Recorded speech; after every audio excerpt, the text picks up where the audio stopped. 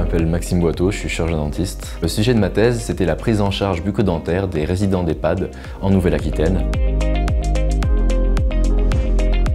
On a la chance d'avoir beaucoup d'initiatives en Nouvelle-Aquitaine, parce qu'on a une région qui s'intéresse beaucoup à la santé bucco-dentaire des EHPAD. Mais par contre, ce sont souvent des initiatives locales un petit peu éparpillées et on n'a pas de grand cadrage.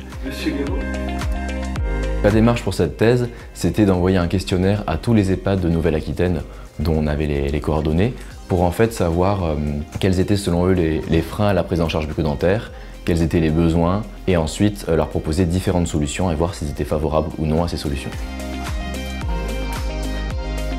Les problèmes bucco-dentaires chez les seniors dépendants, ils sont assez connus, hein, c'est des pertes de dents, c'est des caries, c'est souvent un déficit pour mastiquer. Et après, ce qui est remonté surtout, c'est le fait qu'il y avait très peu de résidents qui avaient vu un dentiste au cours de l'année. Hein. Et on a eu, c'est peut-être là le plus intéressant, les freins à la prise en charge bucco-dentaire qui étaient vraiment clairement identifiés. Un qui se détache clairement, qui est la problématique du transport, qui est loin devant les autres. Et après, trois qui restent quand même assez majeurs, qui sont le manque d'identification des besoins, les difficultés au niveau de l'organisation et du parcours de soins par manque de personnel au sein de l'EHPAD, et le renoncement aux soins pour des raisons financières.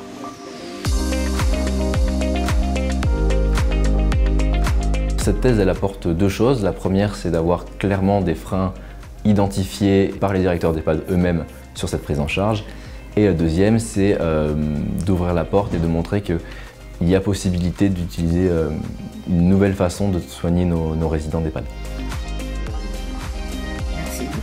Celle qui était classiquement utilisée, c'est tout simplement d'envoyer le résident chez le dentiste. Mais c'est un petit peu anxiogène pour le résident, c'est lourd au niveau de l'organisation pour l'établissement. Ensuite, on a avoir un cabinet dentaire tout équipé au sein de l'EHPAD. Financièrement, c'est très lourd pour l'établissement.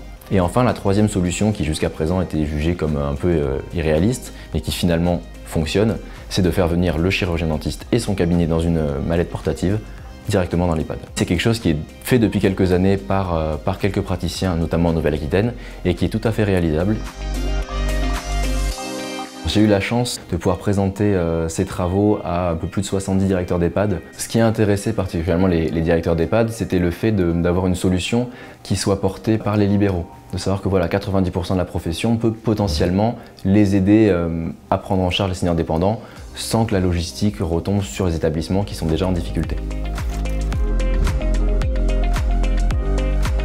Actuellement, après quelques collaborations, je suis en cours d'acquisition d'un cabinet et évidemment, je compte intégrer des vacations au sein des EHPAD dans ma pratique.